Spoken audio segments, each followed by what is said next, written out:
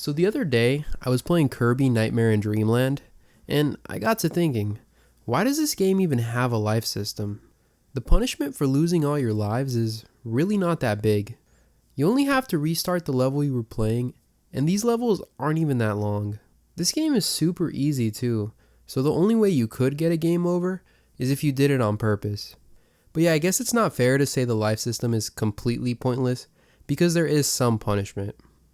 But what about the Super Mario Bros. 3 remake on the Game Boy Advance? And no, I'm not going to call it Super Mario Advance 4. That's the dumbest thing I ever heard. This is a game that actually does have no punishment for losing all your lives. Bro, you get rewarded instead. Like they give you back the item houses you used. Kind of like saying, yo, you suck at the game. Here, take this. But yeah, this is what I noticed, that there's a lot of games that have a life mechanic, but that mechanic doesn't do anything in them. And these are mostly older games, as modern ones don't really use lives anymore. But why was this the case? Why were there so many games with pointless life mechanics? How did we even get to this?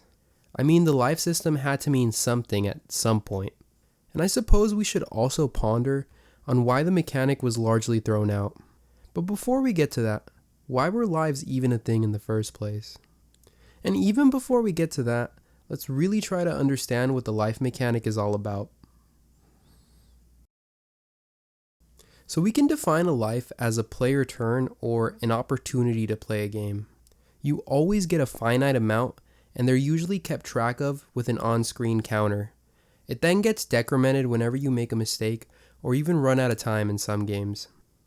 And the term mistake is going to be defined by the specific game you're playing. It could mean falling down a pit, getting touched by an enemy, losing all your health, or something like that. A lot of games have something I like to call the zeroth life mechanic. What I'm referring to here is where in a game your counter gets to 0, but you still have another life. It pretty much just means that the counter is keeping track of the amount of extra lives you have. I'm just pointing it out here because it's one of those things I always notice that just seem kind of funny. Like, your counter says 0, but you still have another life. When losing lives, though, you can expect little to no punishment for losing one life.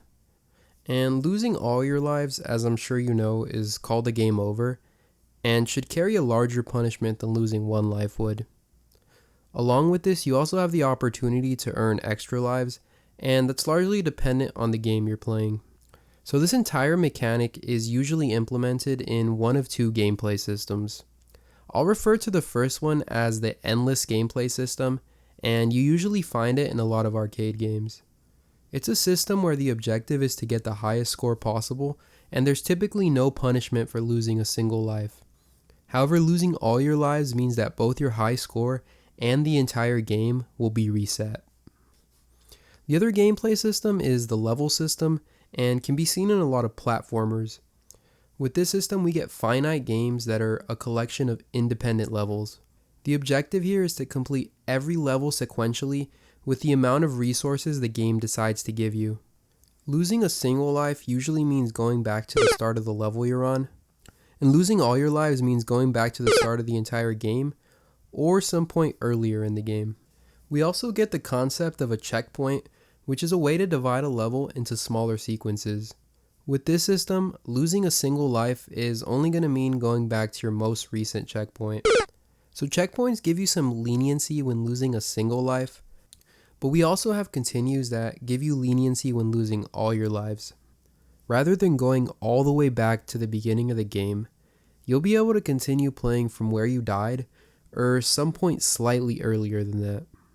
The catch here is that continues are a lot more sparse, and you'll typically only get around 3 in games that have them.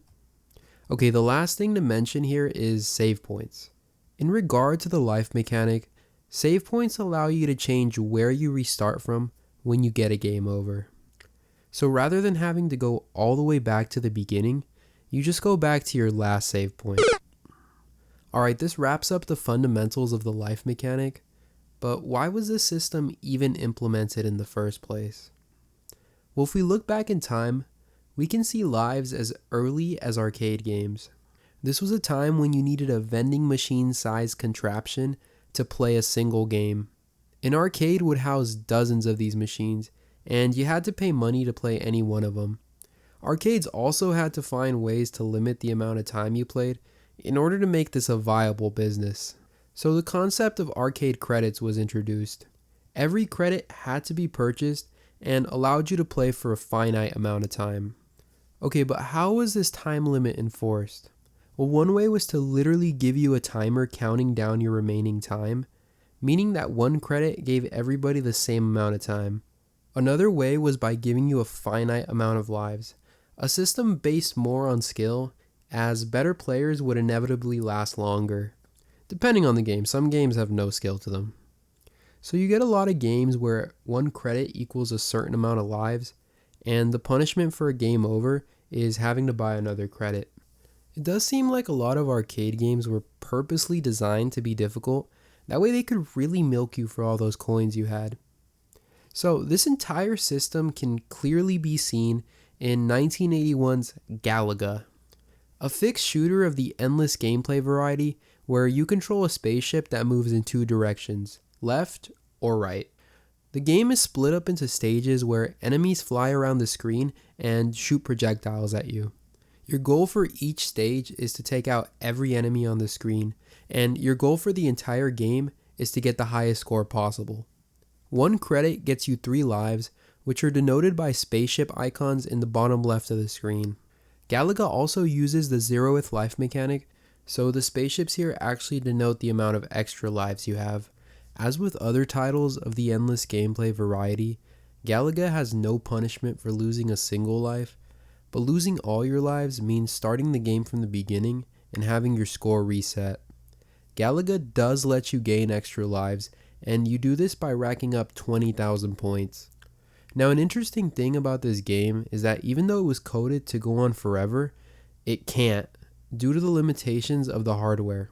You see, when stage 255 is beat, the game goes back to stage 0 and exhibits weird behavior, usually not allowing you to play anymore. This stage 0 is typically referred to as a kill screen. Very scary. The thing is, Galaga ran on an 8-bit machine and used 8-bit unsigned integers to represent its stages. This may sound kinda confusing, but all you need to know is that the largest number that can be represented in an 8-bit unsigned integer is 255. In binary, the number 255 looks like this, and when you beat stage 255, the counter adds 1 to this number to go to the next stage. But because this is only an 8-bit number, adding 1 to it results in 0 because of something called overflow, and this is why we end up on stage 0. Anyways, I just thought you'd find this interesting as it's something I bumped into while doing research, and these computer science topics do really fascinate me. But Galaga clearly represents a style of arcade game seen in the late 70s and early 80s, a style that had endless gameplay and an emphasis on high scores. We see a very different style in 1987's Double Dragon, an arcade game representative of the late 80s. It's a finite game that fully embraces the level system. You can lose lives by either running out of health or running out of time, but the timer is kinda pointless as it's almost impossible to get it down to 0.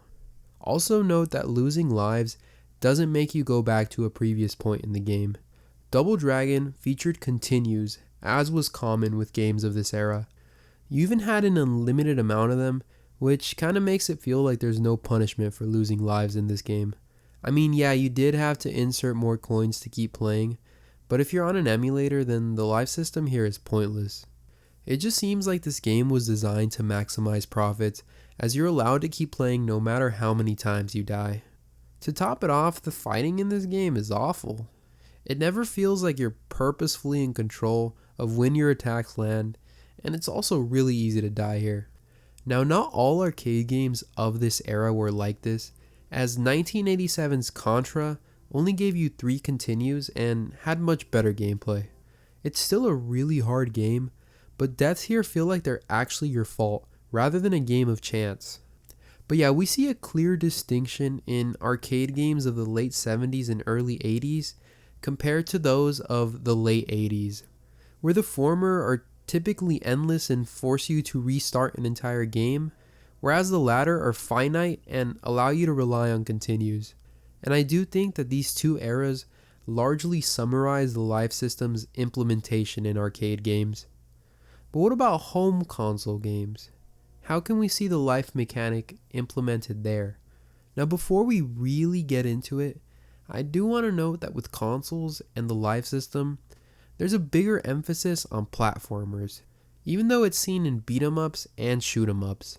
But outside of these three genres, you don't really see the life system. As to why, well, that's another question entirely. It could be because the gameplay of these genres naturally lends itself to replaying sections of a game, as a player is able to memorize enemy locations and the general layout of a level. Or maybe because these genres date back to arcade games, and arcade games were the first to implement the life system. Heck, you could even blame Super Mario Bros. For it, being that it was a very successful platformer that used the life system.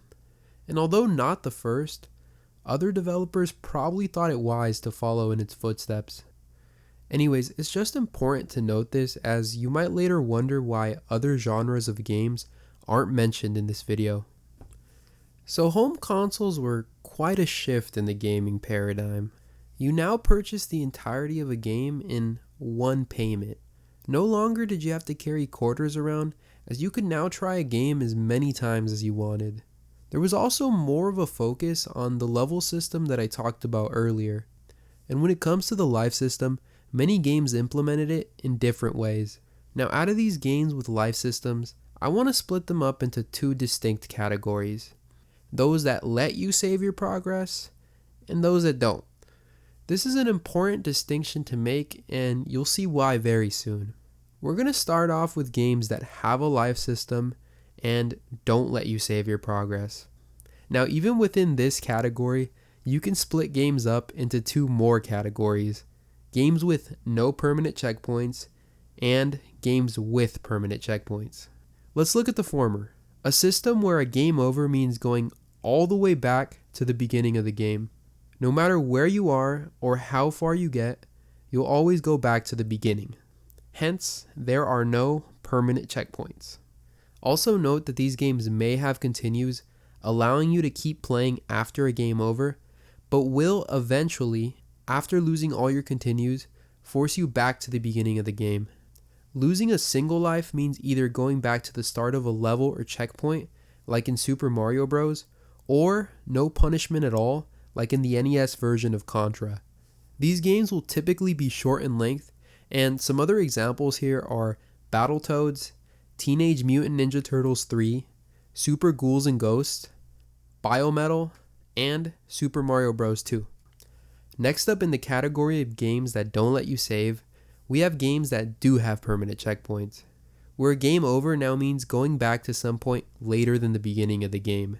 For example, losing all your lives in the NES version of Super Mario Bros. 3 only means going back to the start of the world you were on.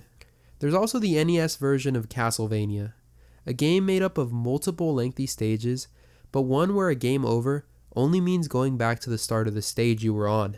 These games are longer in length than the ones with no permanent checkpoints, and are overall a bit more lenient. Some other examples here are Gargoyle's Quest 2, Castlevania 3, and Kirby's Dream Land.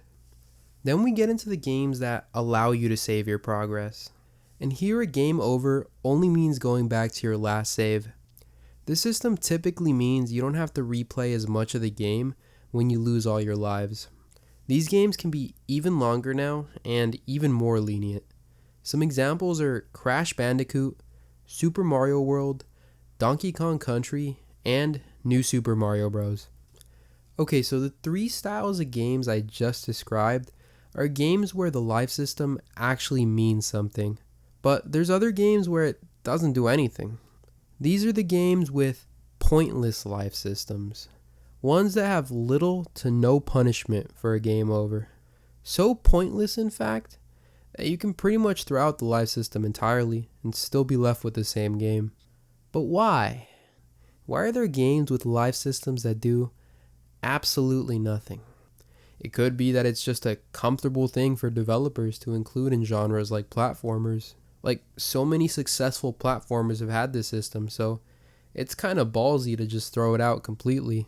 Or maybe in some ways you can view it as a relic from those arcade times. You know, those times where the life system really had a solid purpose, even if that purpose meant giving up all your quarters. We do also have to consider that change is slow in the video game industry. I mean, just look at controllers and how little they've changed in the past 20 years. Or how every big game releasing now is open world, and that doesn't seem to be changing.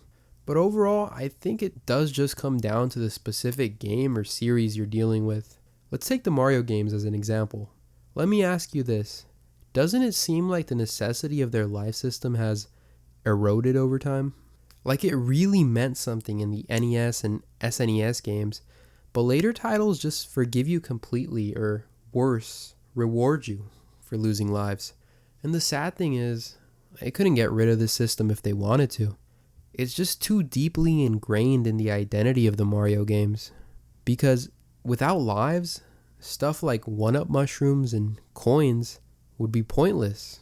And this is probably why 2023 Super Mario Bros. Wonder continues to include the life system. Okay, so I think that somewhere in time developers realized that you can make platformer type games without life systems. Now in some cases like the Wario Land series, they realized it very early.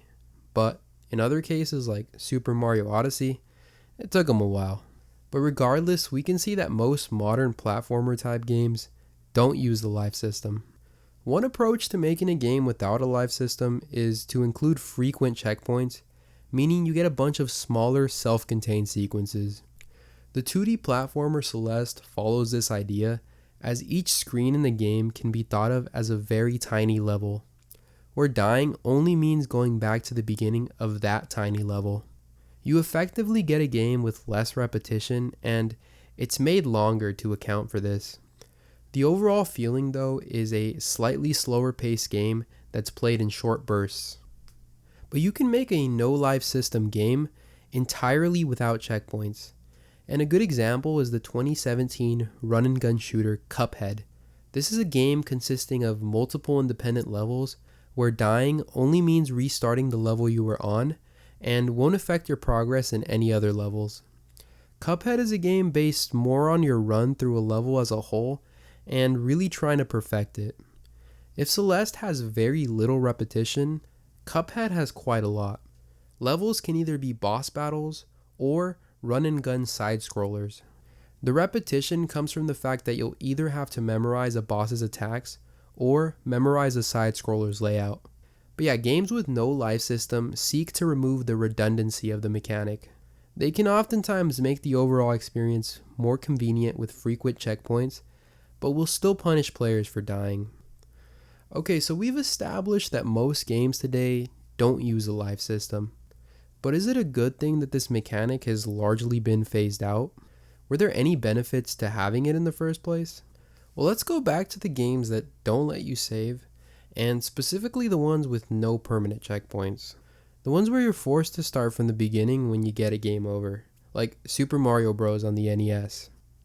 I find that if you want to get through these games, you really do have to develop some skill, which includes learning every last bit of the mechanics, as it's not possible to just fumble your way through these games. These games also lend themselves to a style of playing where every move you do is carefully calculated, where you don't want to take damage early on because you're conserving your health for later. This results in a more involved way of playing the game that requires your full attention, and you probably won't be able to just listen to something in the background, as you know that one little mistake can cost you big time. For some of you, this might sound awful, as you just want to sit back, relax, and listen to a podcast while playing a game. So you'd prefer something that's a bit on the easier side and probably has no life system. However, with these no life system games, you might not have the same incentive to learn all of a game's secrets. You see, if certain levels in a game are constantly kicking your ass, you're probably going to want to go around and see if you can find some secret power-ups or extra lives. Super Mario Bros., for example, has its hidden mushrooms that can be found with some digging, or its warp pipes that allow a player to completely skip entire worlds. Castlevania has hidden food items, also known as pot roasts, that refill your HP. And the NES version of Contra, a very hard game, has its Konami code that gives you a whopping 30 lives. Overall, it's just nice that a game can be so challenging that it forces you to seek out these hidden goodies. Because in doing this, you're playing more of the game and reaching a higher level of familiarity with it. And a lot of the no-life system games will suffer here, as you don't often feel the same urge to get around the game's cruelty. Because these games are not often cruel, whereas their counterparts, especially old ones, really are. In addition to incentivizing you to explore, games with a life system can create an exhilarating feeling of tension when you're down to your last life. You know that losing this life means going all the way back to the beginning, and this thought sits in the back of your mind as you're trying to survive. Your heart is beating, and every second that goes by raises the stakes. It's a feeling that I'm sure speedrunners are aware of, as every move they make has to be perfect. And feelings of tension or anxiety are sure to kick in as a speedrunner reaches the end of their run. These feelings are super satisfying to overcome when you do finally manage to pull through a tough section. This could be a tricky Mario Bros. Castle or an infuriating boss in Castlevania. Now initially I figured, yeah, this is a massive advantage for games with a life system. But then I thought, wait, there's also games with no life system that can give you this feeling too. Just think back to the game I talked about earlier, Cuphead, where on any given level, you can only take 3 hits before you're dead. And when you're down to your last hit, you can also get this same exact feeling. And it happens a lot too, because these levels are quite extended and will have you evading a bunch of enemy attacks as you manage to just scrape by. And look, Cuphead's not the only example. Hollow Knight also does it well, or any Dark Souls game for that matter. So this isn't exactly an advantage in the sense that it's exclusive to games with a life system, but it's an advantage in the sense you're guaranteed to get this feeling no matter what game you pick up. Whereas that might not be the case in a game with no life system. Okay, so those are some advantages in favor of the life system, but there's also some pretty big downsides to consider. Like the fact that the life system really only works if the game you're playing was well crafted. And I mean well crafted in everything. It's gotta be fun, it's gotta have good pacing, it's gotta have good mechanics, and overall it's gotta be well designed. If the game fails in any of these categories, then the punishing nature of the life system is just gonna make it a nightmare to play. Just look at the Game Boy version of Double Dragon, which is a port of the arcade game we talked about earlier. This game is held back by its insanely slow movement and the fact that losing a life means restarting an entire stage. The slow movement means it takes forever to progress through a stage, and if you die, you gotta start the whole thing again. Yeah, if I die in this game, I don't even bother playing anymore. I'll be here for ages. So yeah, that's a big downside. These games really have to be carefully crafted to avoid them being shit. Which leads me to a feeling that's often experienced in games with a life system. A feeling of tedium. It's primarily an issue in those games that don't let you save, as you're forced to go through early parts of a game every time you want to play. It just seems unfair considering you've beat those sections so many times. Like, you know you can get through them, there's nothing to prove here. So it just feels like your time isn't respected, especially in games that have absurdly easy early sections or stupidly long and unskippable cutscenes. Now, games that let you save your progress do largely resolve the issue. However, the save system must be implemented with care. Too many saves and the life system becomes pointless. Too little and it becomes tedious. Or worse, the developers include a random ass save system that just serves to confuse the player. Like in the original Crash Bandicoot, where you're only allowed to save during these bonus levels. And to get a bonus level, you have to obtain these collectible items. It's a whole thing, but it's just a save system I wouldn't really want to deal with. Anyways, I think games with no life system completely resolve the tedium issue, due to them mostly taking an approach where completed sections never have to be replayed, which is of course directly opposed to games with life systems. Also, what about the difficulty in these life system games? That could be considered a downside too, right? It could mean that you only ever get so far in a game because of how challenging it becomes. I mean, for the longest time, I didn't even know what the fifth stage of Castlevania was. Imagine having to miss out on this awesome music for that long.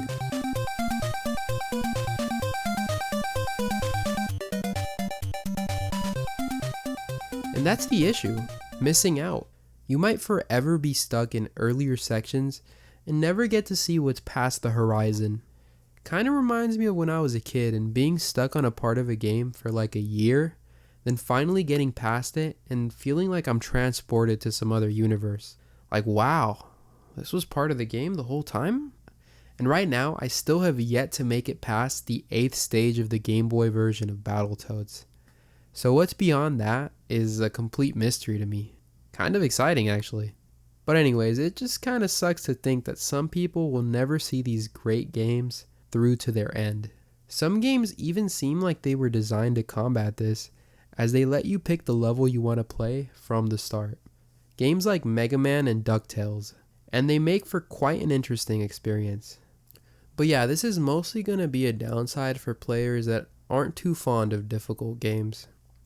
Okay, so you've heard me blab about how games with life systems are difficult and all that stuff. But one further thing to consider is, where's the real difficulty coming from? Is it just from the fact that you're given a small amount of lives and have to manage not to lose them all? Like, you can honestly view the amount of lives you're given as a difficulty meter. More lives makes it easier, and less lives makes it harder. It's that simple. Just think back to Contra's Konami code. You know, the one that gives you 30 lives? When you play with this on, the game doesn't even feel like Contra anymore, as most of the punishment for dying is now taken away, which is what I'm talking about.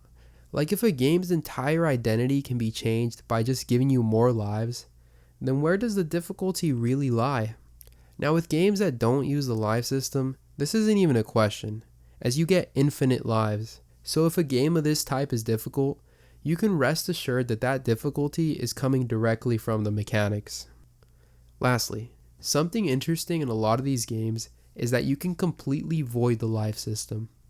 This usually happens in levels that let you collect lives.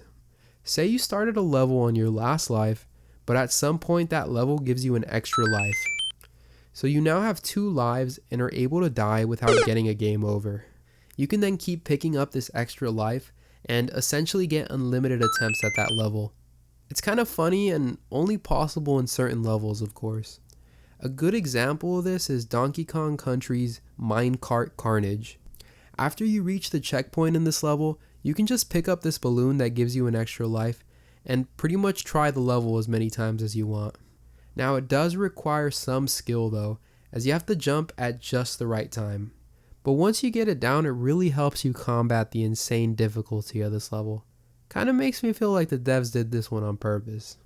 Overall, it's just a weird thing that's a result of you being able to collect extra lives in levels.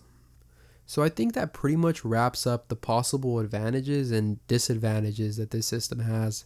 But I guess the real question is, can you make a good game that uses the life system? Are there any examples of this? Well, let's look at the NES version of Super Mario Bros. 3.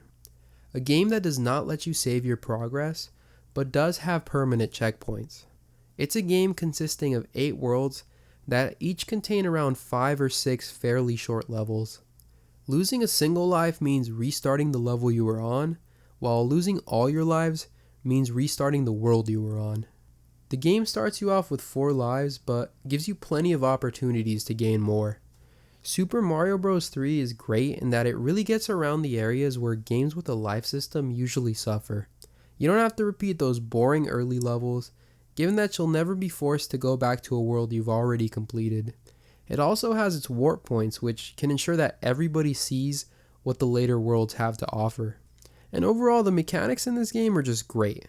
Very fast movement and precise jumping. I also find that it gives you more of a reason to use items than the Game Boy Advance version does. Given that if you're down to your last life, you're probably going to use that P-Wing you got saved up, considering you don't want to replay a bunch of levels. This game is just a prime example of how to do the life system correctly. It really just comes down to the developer and how much effort they're willing to put in. It is kind of a risky line to toe though, as it seems like your game has to be almost perfect for this mechanic to work. So in some senses, and for developers today, it might be more trouble than it's worth. You can clearly still make a great game without using it at all. And that's really why I don't feel too bad about the life system being phased out. But it is fun to come back to the life system games just for that different experience. To get a bigger challenge out of a game, and get a sense for what games were like back then. Overall, we can just say that it's a big part of gaming history, and fun to ponder about how much games have changed. With that said though, I do want to thank everybody for watching this video, and thank you for making it through the end.